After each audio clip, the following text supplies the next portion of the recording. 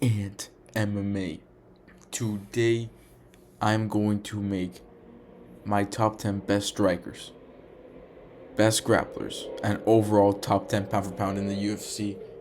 I make my videos in PowerPoint, so there's 34 slides in total because I have some honorable mentions. Yeah, and I am including top 10 best strikers, top 10 best grapplers, and top 10 pound for pound. I'm making basically top 30. I'm making 30 fighters. I don't want to make it too long. This video might be over an hour, but I don't know. It's about 11:38 at night right now. So, let's see. I can't get that loud. So, we're starting off with the grapplers. Honorable mention, Merab Dvalishvili. He has good wrestling, He has good wrestling, brother. He has good wrestling. But his jiu-jitsu, his submissions, they're not that good. He barely gets submissions. Yeah, he barely gets submissions. His ground and pound is not that good. Even his entries aren't that good on takedowns. Like, he's just missing that submission threat. He's missing that explosive wrestling or like that mastery of wrestling. He doesn't have that. It's the cardio. But the reason he's on this list is because he takes down everybody. He takes everybody down. He took down Henry Cejudo. He took down Sean O'Malley. He took down Piotr Jan. He takes everybody down, and he kind of controls them on the ground a little bit. Now they do get back up, and do stuff to takedowns most of the time. But I still think this guy's pace is the best. Like, if we're just talking about pure pace of wrestling, I think he has the best pace wrestling. Like, he is very heavy pace. He's gonna push the pace. But in terms of submissions, he's kind of lacking that, and the ground and pound too. And his wrestling isn't that good, so that's why he's honorable mention. Now with the rule number 10, Bilal Muhammad. I think Bilal Muhammad is one of the best wrestlers, like just pure wrestling, like grabbing you and taking you down. I think he's top 5, maybe top 3. This is very strong, and we see what he did to Leon Edwards. But this is not just pure wrestling. This is also jiu-jitsu. What can you do to your opponent on the ground? Can you choke them out? Can you break their arm? Can you break their leg? What can you do on the ground? What positions can you get? He's good at getting you on the ground. But when he has you on the ground, he just kind of holds you there a little bit. Sometimes he gets the back, but the reason he is above Merab Dvalishvili is because he's a better wrestler. And he has submissions in the UFC, but overall he's a better wrestler. Like, he is better at getting you down to the ground.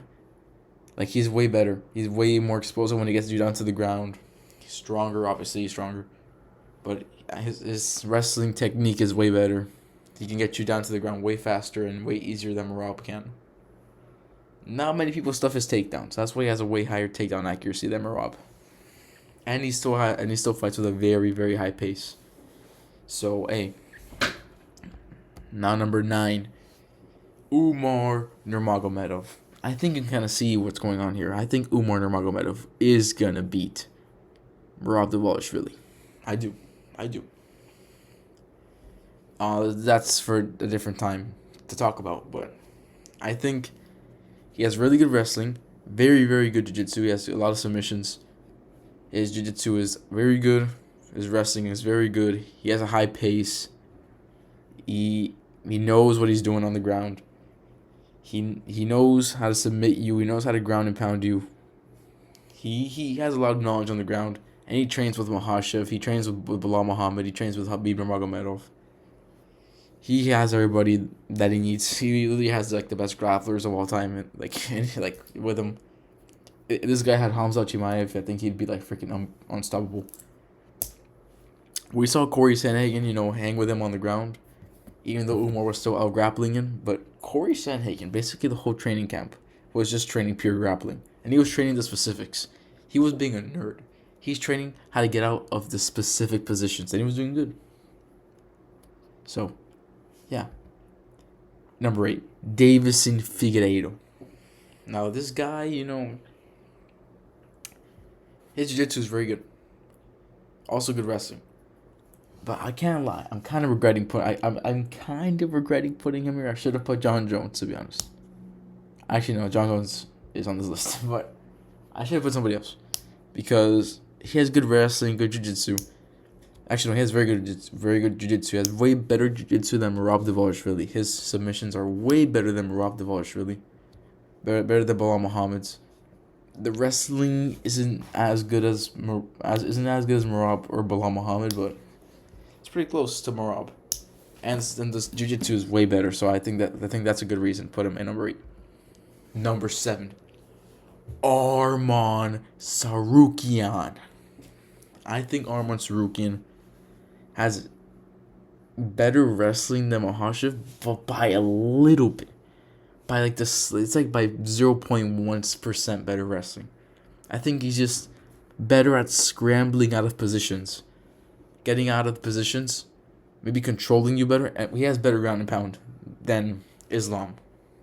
Not as good control, but he's just better at ground and pounding you.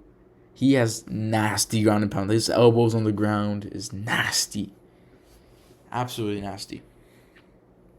And the reason and I'm saying this, but obviously Islam Makhachev is above him because Makhachev has way better BJJ.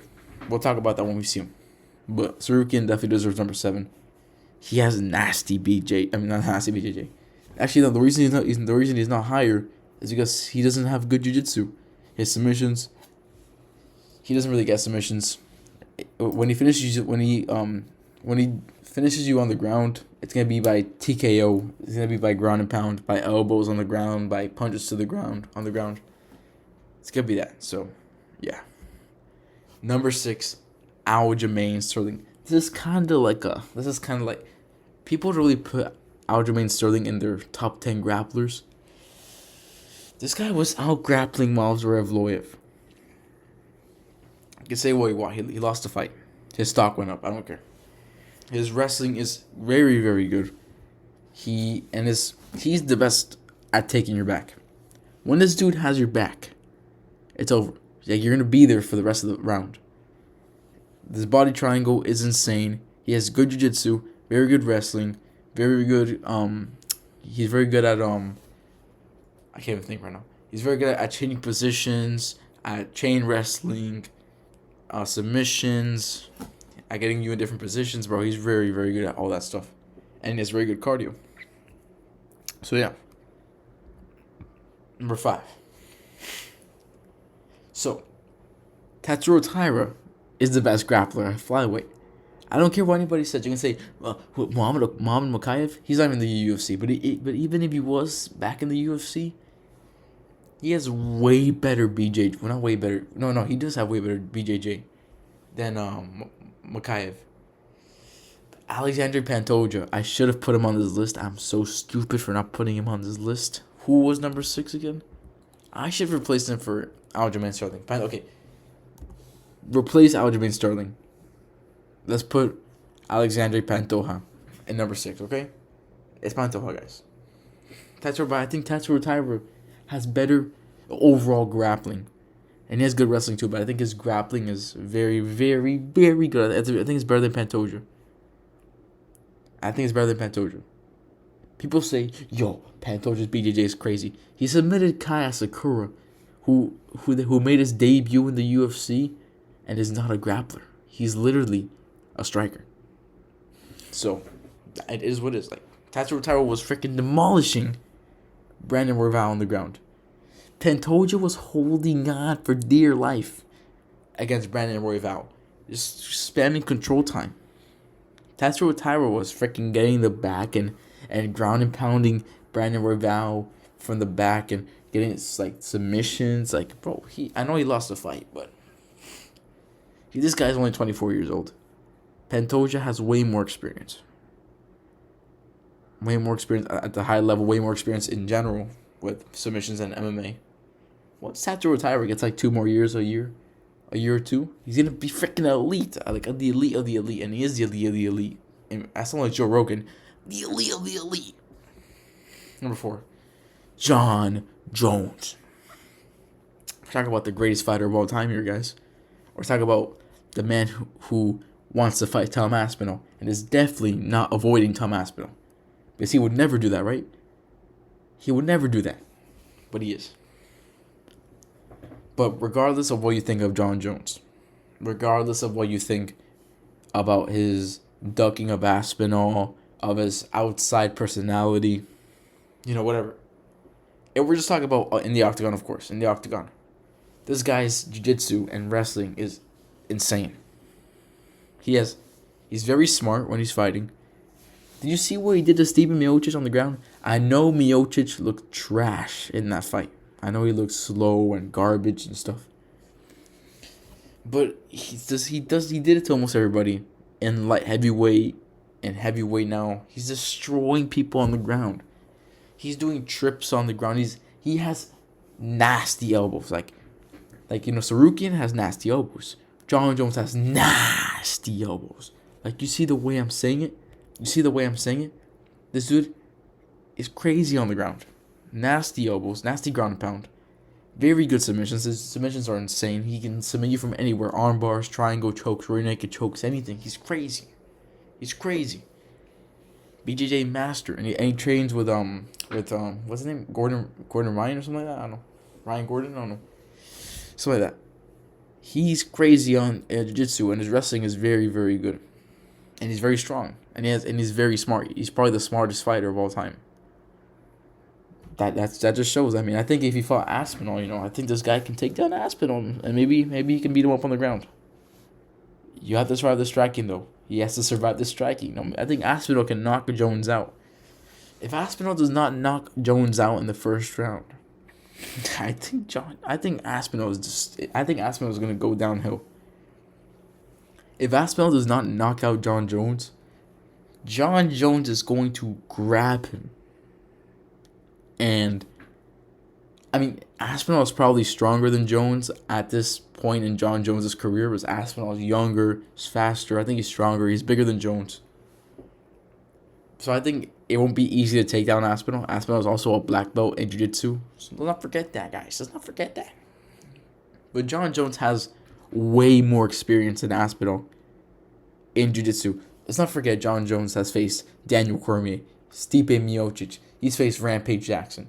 He's faced all these guys. He's faced the GOAT, Anthony Smith. So let's not forget.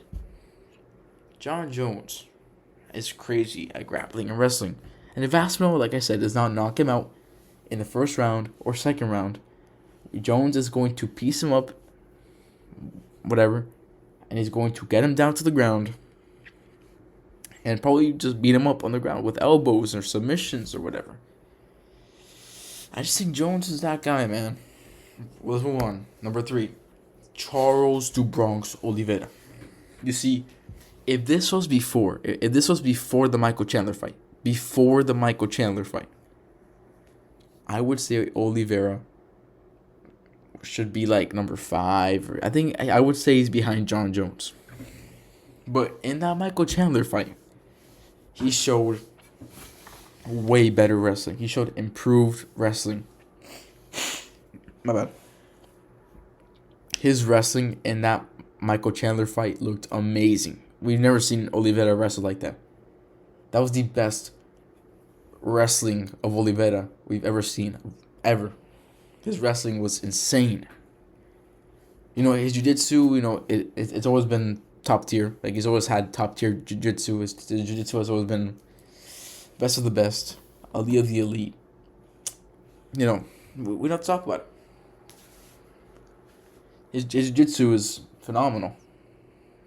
But, it's the reason he's not up. The reason he's not number 2, number 1, is because he does struggle with the actual wrestling. Those European wrestlers like the Sarukian and the Mahashev. He struggles with those guys.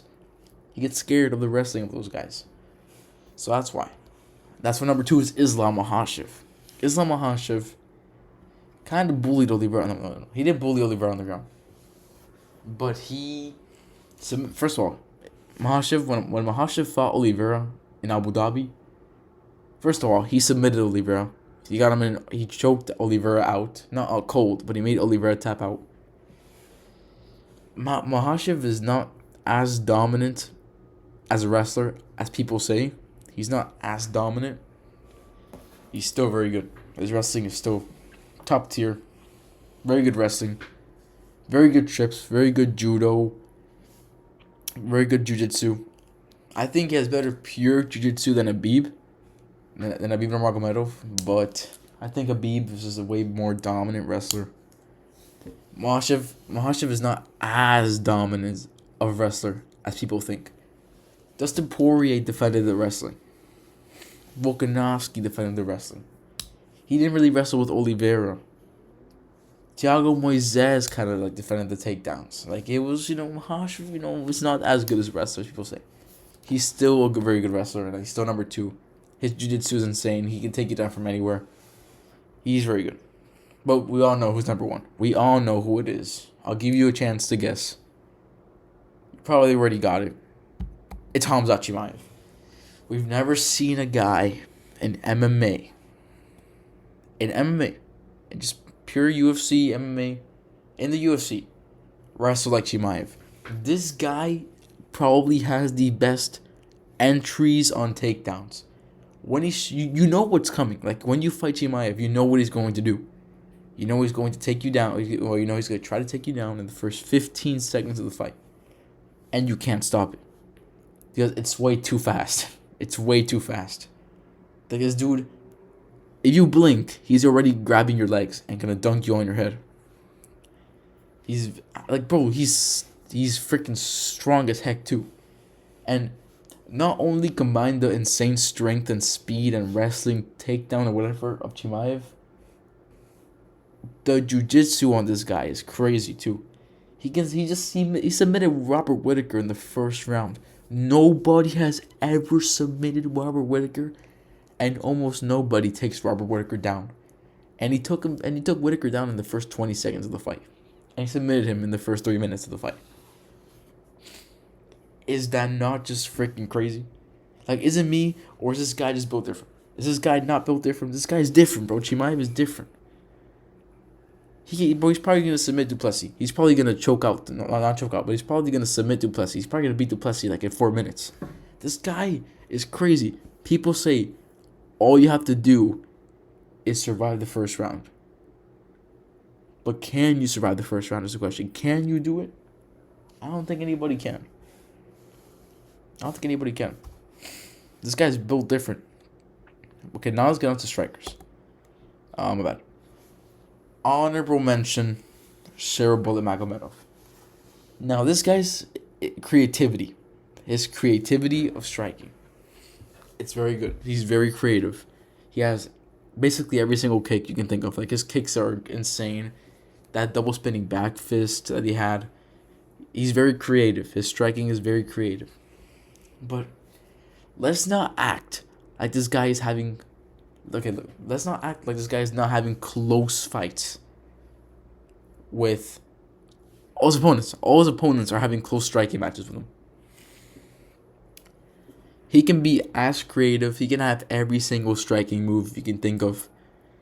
But he has no power. He barely has power. I know he knocked out his last 2 opponents. And the last knockout was brutal as heck. But like, dude, you have to think about it. Oh, my nose is freaking stuffy as heck. You have to think about it. Like this dude, he has like no power. Like nobody has respect for him. Like he makes it very competitive. So I mean, I think he just lacks the power. His kicks are very fast. He's very fast, but he just lacks the power. Any person who is tough and can pressure him, like any boxer who has like the hands up, like the really high guard, and just kind of trying to walk him down, they can make him very competitive. Number 10. Hey, it's Tomas Spinal here. Tomas Spinal. So, Tomas Spinal, he doesn't have the spinning kicks. He doesn't have the spinning elbows. He doesn't really have the elbows in general on the feet. We haven't seen it that much. We haven't seen too much of like the clinch striking. We've seen a little bit. We haven't seen that much knees. But let me tell you this. His speed and his boxing is phenomenal. His leg kicks, body kicks, head kicks. For a heavyweight, that's crazy. And the speed is phenomenal too. And let's not forget the big thing. Wait. I mean, the big thing is the speed. The power, though. His power. He touches you. And you're going down. I don't know who can survive this guy's 1-2. This guy put down Curtis Blades with a jab. John Jones. If this guy lands on John Jones' chin, John is going down. Maybe he's not going out cold, but he's going down. I'll tell you that much. This is a hot take. This is definitely a hot take. I think number 9. Nobody has probably said this, but I want to be the first one, and I do generally think this. Kaya Sakura. And you're gonna be looking at me like, yo, Alexandre Pantoja was outstriking this guy. Yes, I know he was outstriking Kaya Sakura. I know Pantoja was outstriking Kaya Sakura. Are we not forgetting about the takedown threat? Are we not forgetting about Kaya Sakura, his first fight in the UFC? His first fight in the UFC? Are we not forgetting about that? Are we gonna forget about it was his first fight in the UFC in Las Vegas, in the T-Mobile Arena, in a main event against the champion? Does that not make you nervous when you're... Would that not make you nervous? And he has to think about the grappling. Like, come on. Give the guy a break.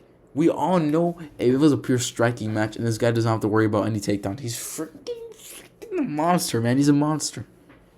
His flying knee his knees, elbows. He has a lot of power.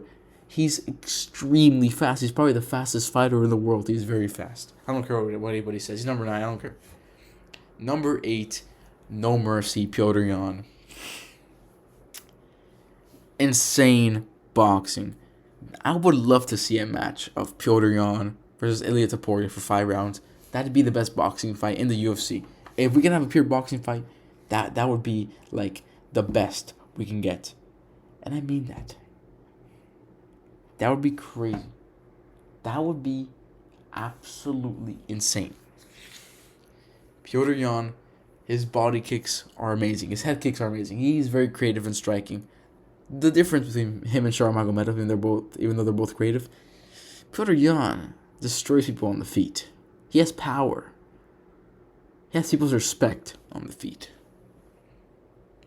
He has good knees. Everything that Petr Yan throws has good power. It might hurt you. Well, not all of them hurt you. It's like let's not act like Petr Yan TKOs people like a lot. But he definitely has more power than Sharbul Magomedov. Even though actually Sharbul Magomedov probably hits harder because he weighs like 60 pounds heavier than Petr Yan. 50 pounds heavier than Petr Yan.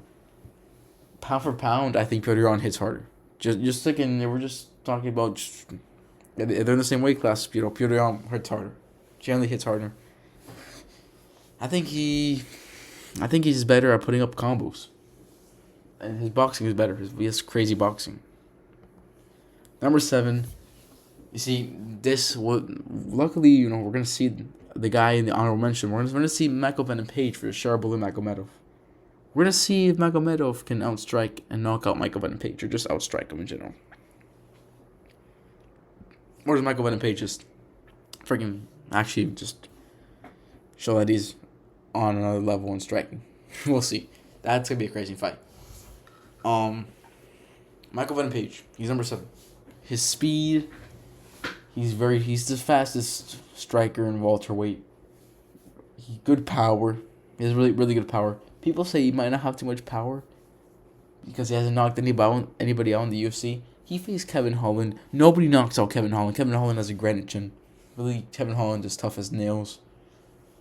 Michael Venom Page, very fast. Nasty 1-2. Nasty overhand. Good leg kicks. Good head kicks. Good body kicks. Very creative striker too. Very, very nasty elbows. Good knees. And he's just very elusive, dude. This guy's built different. Number 6, Islam Makhachev. Now, people are going to say, when people are fighting Islam Makhachev, they have to think about the wrestling. And that's true. That's true. Let's not act like Charles Oliveira, when Charles Oliveira was fighting him, Oliveira doesn't really worry about the wrestling because he knows he has very good jiu-jitsu. Makhachev was destroying Oliveira in the striking. I know Sarukian also beat Oliveira in the striking. Oliveira wasn't doing anything in the striking in that fight. Anything. Oliveira was scared to fight Sarukian in the striking. I don't know why. Sarukian is not too dangerous. But against Makhachev, Oliveira was actually trying to knock him out, throwing like all these kicks and stuff, and whatever, all his flying knees. Makhachev was just counter, ahead, go ahead, counter, head kick. Like, he outboxed Dustin Poirier. He literally outboxed Dustin Poirier. That speaks for itself. He knocked out Alexander Volkanovski in the first round with a head kick. I know it was short. I know it was short notice for Volkanovski. I know it was short notice. But that was in the first round though. Like, Volkanovski still had the cardio. Volkanovski fought like 3 months before that fight. He wasn't washed. Come on. Number 5, Max Blast Holloway. I know he got knocked out in his last fight. Let's not act like it wasn't outstriking to Poirier though. Okay, I know Holloway got knocked out in his last fight, which is very sad. I'm still recovering. I'm still depressed. Holloway, whether you like it or not, I'm a big fan of Topuria. I'm a big fan of Topuria. I'm a big fan of Holloway. I'm a big fan of Topuria too. So don't think this is bias. Holloway in general, even though Holloway won the first round. I would say Topuria won the second round, but you can also give it to Holloway. But I think Topuria won the second round. I think Topuria did more damage in the second round, and bigger shots. Let's not act like Holloway in general wasn't outstrike. Holloway in general, in that fight, was outstriking Topuria. He was outstriking Topuria. He was outstriking him. He was landing more volume, landing more punches. He was winning, but he was winning like at least in the first round, he was winning the boxing exchanges. Even in the early second round, he was winning the boxing exchanges. I don't know why I'm saying it like that. Boxing exchanges. He was obviously out kickboxing Topuria. I mean, it's not that hard to out kickbox Topuria. It was all Topuria throws his leg kicks. He was always landing more body kicks and head kicks. He was looking very good. And that's striking. And he's still Max Holloway. Max Holloway's going to make a comeback in 2025. He's going to make a real comeback. And when he comes back in lightweight and he's bigger than ever, and he doesn't have to fight guys who are 4 inches shorter than him, and he can fight guys his height, because when people are Max Holloway's height, he strives. When people are Max Holloway's height, he's the best guy ever. And you guys are going to see when Holloway comes back, he's going to outstrike anybody in this division. He's going to outstrike anybody in lightweight. He's going to outstrike Makhachev. He's going to outstrike Oliveira, Chandler, anybody, Money Moicano. Anybody who fights Max Holloway will be outstruck. Talking about Money Moicano, I should have put him in the top 10 grapplers because his grappling is nasty. Actually, you know what? Honorable mention, Money Moicano for grappling. His grappling's crazy too. Frick, I accidentally skipped twice. For number 4, Alexander Volkanovski. So let's not make this too long. This guy outstruck Max Holloway 3 times. 3 times. 3 times. 3 times. He was outstriking Topuria. He was jabbing Topuria's face up. Leg kicking Topuria's legs up. Head kicking Topuria's head up. Like, he was freaking... The only guy who outstruck Volkanovski was Islam Makhachev. That's it. That just shows how built different Makhachev is. That just shows how different Makhachev is. Volkanovski's different though. Volkanovski is the most dynamic MMA striker of all time. And you can call me biased or whatever, because Volkanovski is my profile picture on YouTube. Bro, this is not bias, actually. This is not bias. Look, watch the fights. This guy is dynamic. I know he's been knocked out by Volkanovski. I know Volkanovski has been knocked out by Makhachev and Topuria. He was okay, he was getting outstruck by Makhachev in that fight. But like Makhachev is kind of like the crack. Volkanovski was destroying Topuria. He wasn't destroying, but he was beating up Topuria in the striking until he got knocked out. He was doing good until he wasn't. He was doing good until he wasn't. He was doing good. He was beating up Topuria until he got knocked out. Like, bro, he's the most dynamic striker. His jab is insane. Leg kick is insane. He has a pretty good high kick too. Even though he's a short guy, so it's not as easy. He can't reach up. He can't really hit your head that easily with a kick. But still, against somebody his size like Topuria, he was whipping it out there, man. Number 3, you already saw it. Sean O'Malley. Do I have to explain myself? He can be number 2. He can be number 1, but he's not going to be. He's probably the most aesthetically pleasing striker to watch. And what I mean by that is that for anybody who's not like an expert in MMA, and even for like experts in MMA, when you're watching this guy striking, it just feels beautiful. It just feels beautiful. Everything he throws in striking is with perfect technique. The jab is beautiful. The right hand is beautiful. He can fight out of any single stance, orthodox or southpaw, perfectly. His kicks are amazing. He's very, very fast. Distance management's good. Knees are amazing. People might disagree because he lost to Merab and he didn't knock him out or really drop him or hurt him. It's hard to do that when Merab is 50 feet away from you, bouncing around the octagon. He's constantly bouncing and bouncing around. That's why I hate Merab. Merab, I hate you so much. You embarrassed the sports striking. You embarrassed the sports striking. You embarrassed the UFC. He's out here bouncing around like he's in a bouncy house. In a bouncy castle. He's freaking bouncing around. Bouncing around. Fainting, throwing these freaking pillow punches.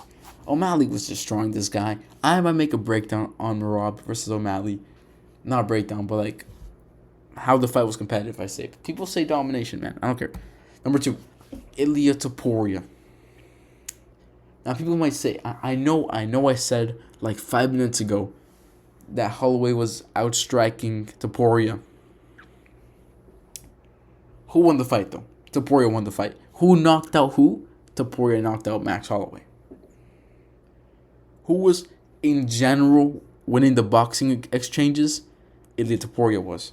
Who was landing the better shots? Ilia Topuria was. Who was absolutely destroying somebody's leg? Topuria was destroying Holloway's leg. Easy. Like, Topuria's boxing is on another level, baby. This guy's boxing is crazy. This guy can actually be a boxer. Like, I think he can generally go out and fight Canelo or something, bro. This guy's boxing is crazy. And this guy didn't even start out. It's crazy, bro. This guy didn't even start out as a boxer, bro. This guy was a wrestler. That's crazy. That's crazy. I mean now he probably is a way better boxer than a wrestler, but man, I don't know how this guy has just got so good at boxing, bro. His defense is good, shoulder rolls are good, head movement is good, footwork is good. This guy's striking is amazing. Now the reason he's not number 1 is because his body kicks. He doesn't throw head kicks. He doesn't throw kicks to the body. He doesn't really throw elbows, no knees, no spinning back fist. It's simple with Topuria. Boxing, leg kicks. That's all you get. Boxing and leg kicks. No head kicks, no body kicks, no elbows, no clinch striking. All you get with Topuria is boxing and leg kicks. The thing is, he's the best boxer, and he has nasty leg kicks that hurt you a lot. And to add on top of that, he has nasty power, and insane, top tier, nasty nuclear power. This guy knocked out Max Holloway. If you're knocking out Max Holloway, even if you even rock Max Holloway or drop him, you have the next level power.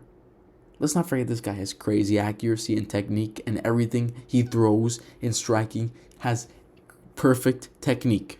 But we all know who number one is. Number one? I'm kidding, guys. Obviously, number one is Yuri Proska. We all know Yuri Proska has nasty striking. His defense is insane. Crazy good chin. I'm kidding, guys. Number one is Shama no Shama. Honestly, number one is Yuri Proska's father. Yuri Proska's dad. Alex Pereira. The guy who knocked up Proska twice. And the second fight, did him dirty. I love Yuri, man. I'm kidding. But Alex Pereira, he has everything. He has everything in the striking. And and I know O'Malley has everything in the striking. Piotr Yan has everything in the striking. This guy is a big guy doing that. He's a big guy throwing effortless knees. He's throwing knees like nothing. He's knees. Left hook, right hook, liver shot, body shot, uppercut, jab, leg kick. He has the best leg kicks in all of MMA. He has the best leg kicks in the world. It is the fastest leg kick. The leg kick that you do not see coming, and it hurts like heck. The left hook is insane. Uppercut, jab. His kicks are crazy. The question mark kicks. The switch kicks. The everything kicks he throws. The lead head kicks. Like, it's crazy. This guy throws everything. And he's huge. He's 6'4". Like, I know he fights a light heavyweight, but I'm assuming when he's in the cage, he weighs like 230 pounds. Something like that. This guy's crazy, dude. I don't have to really explain myself. Let's go with the pound for pound list. Number 10. So, okay, wait. So the way this works. Okay, here's a photo of the current pound for pound list. So what I'm doing is I'm gonna make my predictions for the pound for pound list at the end of 2025. So this is my predictions of the pound for pound list at the end of 2025. So this is what I think is gonna be top 10 pound for pound at the end of 2025. So I showed you a picture, and we're gonna compare it. So number 10 is Max Holloway. I should probably like have a way so I can like check the actual current pound for pound list, because yeah. So let's see. Number 10 this year is Leon Edwards. He's the guy who capped off 2024 as pound for pound number 10. Holloway's number 12 pound for pound. So I personally think Max Holloway is going to have a very good year in 2025. I think he's going to fight Charles Oliveira in International Fight Week, which is like July. I think for the BMF title. And I think he's going to beat Charles Oliveira. People might say, Oliveira's going to wrestle him. Might knock him out because he has good power. Holloway, let's not forget, guys. Holloway has very good wrestling defense. Grappling defense. He has better cardio than Oliveira. Better striking than Oliveira. Better chin than Oliveira. I don't care that he got knocked out in his last fight. Better chin. I don't care. Better chin. He has a better chin. And he's faster. He's way faster. Better kicks. He's just a better striker, man. He's a better fighter. I don't care. He's a better fighter than Oliveira. It's gonna be a close fight because Oliveira will probably take him down. My control time max. But I think Max is gonna outstrike him, and might rock him too. Like Holloway's gonna be big. He's gonna be a big guy. He's gonna be a fast guy. More power to him. So I think he's gonna have a great year, dude. Now number 9, I forgot to put Pantoja, but I think Pantoja's gonna get bumped down again. I don't think Pantoja's gonna get respect from the UFC. I think he's gonna get bumped down again. I'm not saying Pantoja loses, by the way. I'm not saying he's gonna lose. That's why you're not gonna see a flyweight. Merab is number 7 right now. At the end of 2024, he was number 7. I mean, I think you kind of know why he's number 9. Because he's not going to be champion anymore. That's why. Pound for pound, number 9, Merab Dvalishvili. Yes, guys. Merab Dvalishvili, number 9. I think he loses to Umar. Nurmagomedov. But the reason he doesn't get really downgraded, I think he's gonna have a close fight with Umar Nurmagomedov, and I think he fights maybe Davison Figueiredo or somebody like that, and his comeback fight. He's probably gonna win that fight, to be honest, via 50 takedowns, via boring cardio, steroid wrestling. Yeah. I think he's gonna have a close fight with Umar Nurmagomedov. I think Umar's gonna beat him. So, number 8, Belal Muhammad. Belal Muhammad is currently number 5. To be honest, I never thought we'd be in a world where Belal Muhammad is number 5. I'm a huge Belal Muhammad fan. You guys saw my prediction, my breakdown on Belal Muhammad beating Leon Edwards. I'm a big Belal Muhammad fan. I didn't think he'd be top 5 though, but hey, I'm not complaining.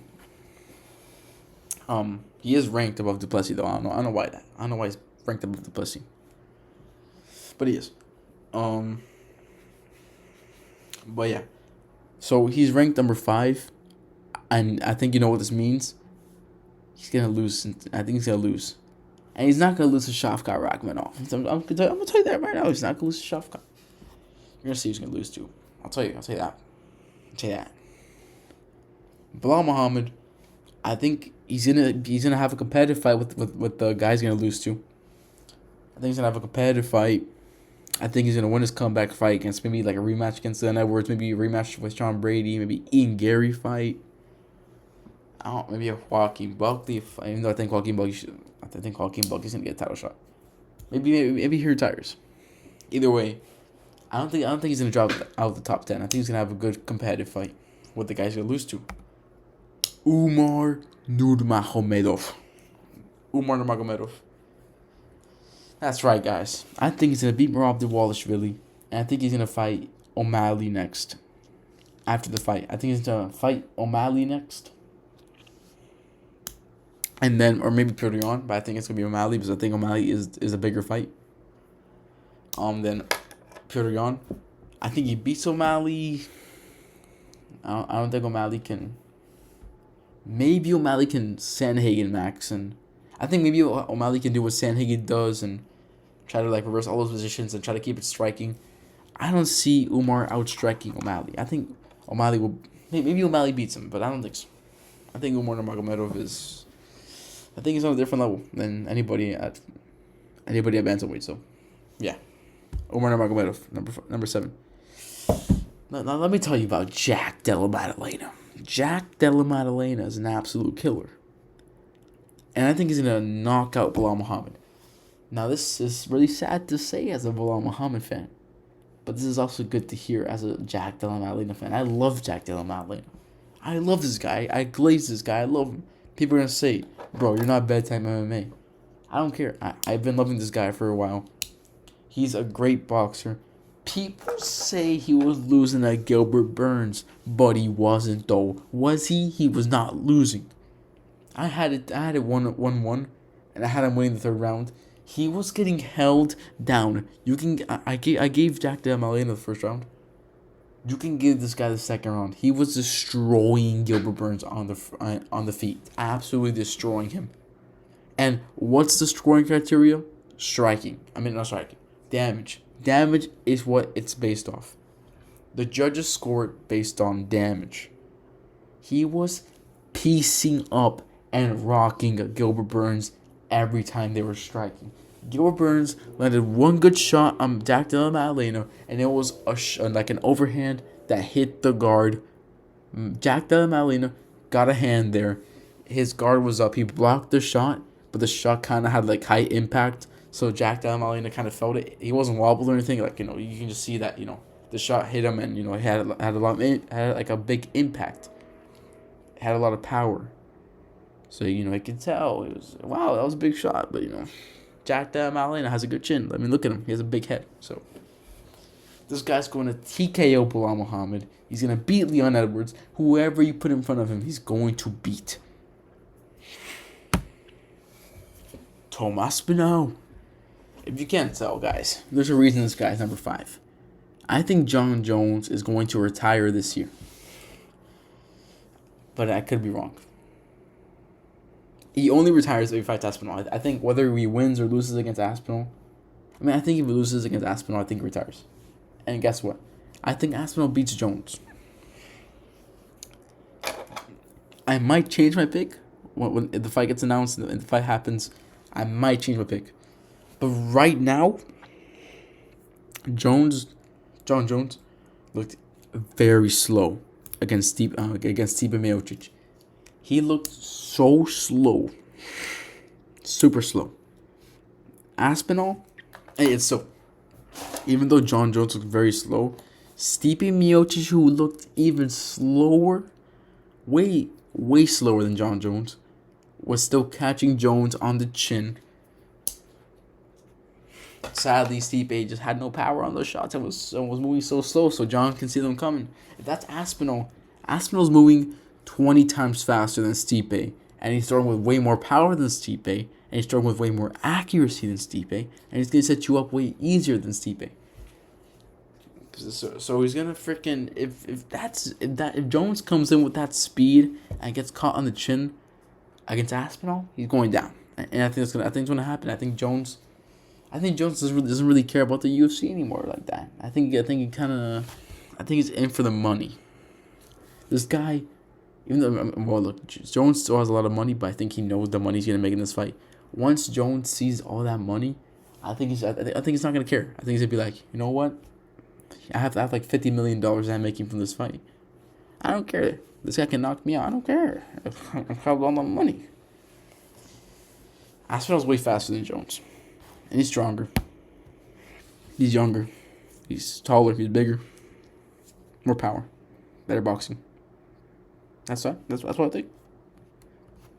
Number 4. Oh, man. This hurts to say. I love Dricus du Plessis. I love du Plessis. And you guys are probably wondering, hey, where's Dricus du Plessis? Where's Dricus? Guys, I'm very sorry. I am actually extremely sorry. I am just so sorry. But it's over. The Dricus du Plessis title run. The Dricus du Plessis. Man, I'm gonna start crying. The Dricus du Plessis dream is over. I think Chimaev. I think du Plessis is gonna beat Strickland. I think he's gonna knock out Strickland. But when he fights Chimaev, man, dude, who could stop Chimaev's wrestling, bro? This guy's wrestling and jiu-jitsu is insane. Who can stop him, bro? I know du Plessis is strong. Du Plessis is really strong, and he's a good grappler. But let's not act like Whitaker is not a better defensive wrestler than du Plessis. I know du Plessis is stronger than Whitaker. But let's not act like Chimaev isn't stronger, and he isn't faster, and he isn't a way better BJJ. Whitaker is a better defensive wrestler than du Plessis. And look what happened to him. I'm just saying. Number 3. Alex Poatan Chama Pereira. Best striker in the world, like I said. Best striker in the world. I think he's going to fight twice this year. Hear me out real quick, though. Just hear me out. He's going to lose his next fight to Magomed Ankalaev by TKO. He's going to get bumped down to number 5 or 6. And then they're going to rematch Pereira versus Ankalaev in a rematch. And I think Pereira's going to win that fight. and he's gonna go straight back to his number 3 spot. He's gonna have a little roller coaster. He's gonna go down. He's gonna get knocked out by Ankalaev. And he's gonna knock out Ankalaev back in the rematch. Number 2, Ilya Topuria. Now, number 2, number 1, I believe both of these guys, Makhachev and Topuria, I believe they are the best fighters in the world. Who disagrees with me?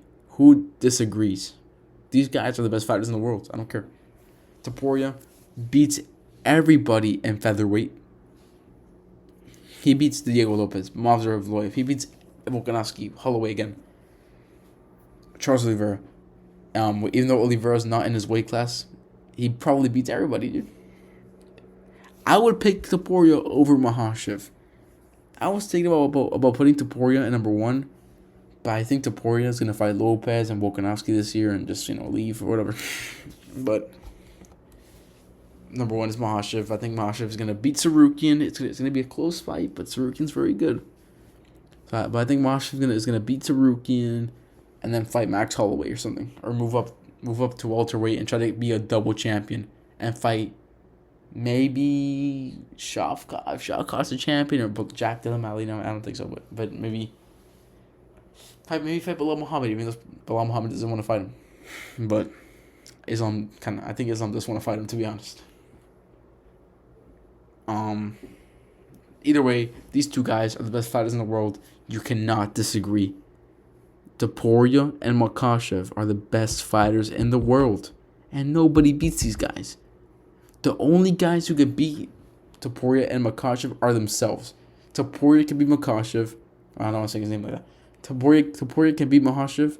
Makhachev can beat Topuria. It's just that simple. The only people that can beat themselves, it's themselves. Okay? That's it. Hope you guys enjoyed the video. Have a good day, guys. See you guys later. Bye-bye.